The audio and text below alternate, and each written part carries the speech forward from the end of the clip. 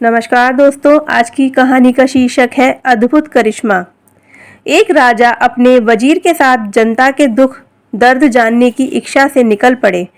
कुछ दूर चलने पर उन्होंने देखा कि एक गडरिया अपनी भेड़ बकरियों को पानी पिलाने के लिए उन्हें नदी पर लेकर आया है।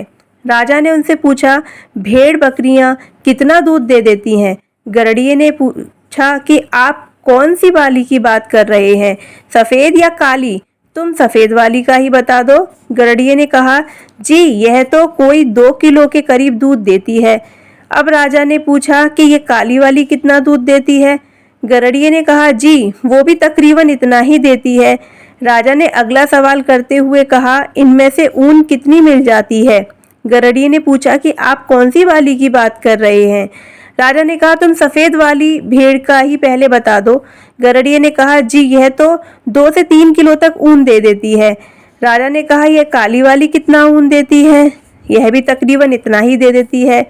गडरिये के इस रवैये से राजा का वजीर नाराज होकर बोला कि अगर दोनों एक जैसा दूध और ऊन देती हैं तो फिर हमें बेवकूफ़ क्यों बना रहे हो? गडरिये ने कहा, जी असल में काली वाली मेरे पिताजी की है। वजीर ने तल्ख होकर पूछा, और यह सफ़ेद वाली किसकी है? गडरिये ने कहा, जी वो भी मेरे पिताजी की है। यह जवाब सुनते ही वजीर पागल सा हो गया। राजा ने वजीर को शांत करते हुए गडरिये से कहा, फिर तुम सीधे सीधे जवाब देने की बजाय ये कहानियाँ क्यों सुना रहे हो?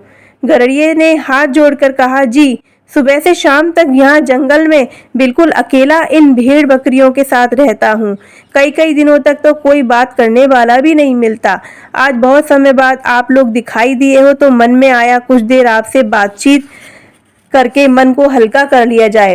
राजा ने मुस्कुराते हुए कहा कि आदमी तो बहुत दिलचस्प हो।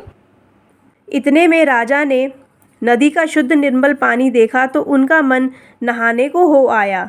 अपने कपड़े एक तरफ रखकर राजा हाथ से ही नदी का पानी अपने ऊपर डालकर नहाने लगे।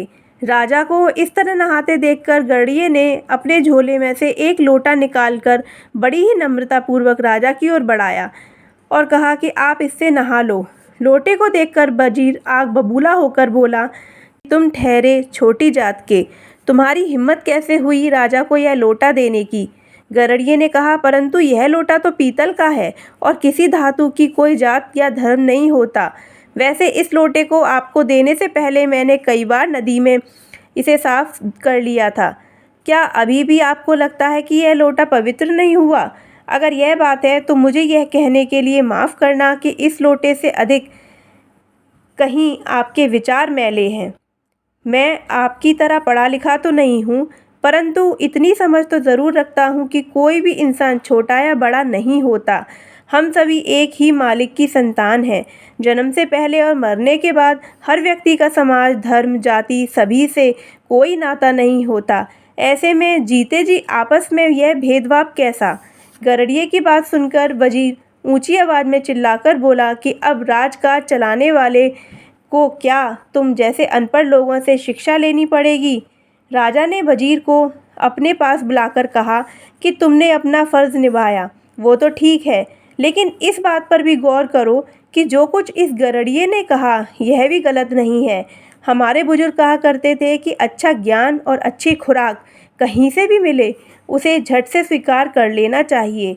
वजीर के तीखे तेवर देखकर तो लग रहा था कि वो गडरिये को ज़रूर कोई कड़ी सज़ा दिलवाएगा, परंतु जब राजा ने वजीर के कान में धीरे से कहा कि किसी भी व्यक्ति की वर्तमान स्थिति को देखकर उसका मजाक नहीं उड़ाना चाहिए, क्योंकि समय में इतनी ताकत होती है कि वो एक मामूली से कोयले को भी हीरे में बदल देता है। तो दोस्तों, अगर आपको ये कहानी पसंद आए तो वीडियो को लाइक करें और चैनल को सब्सक्राइब करें। धन्यवाद।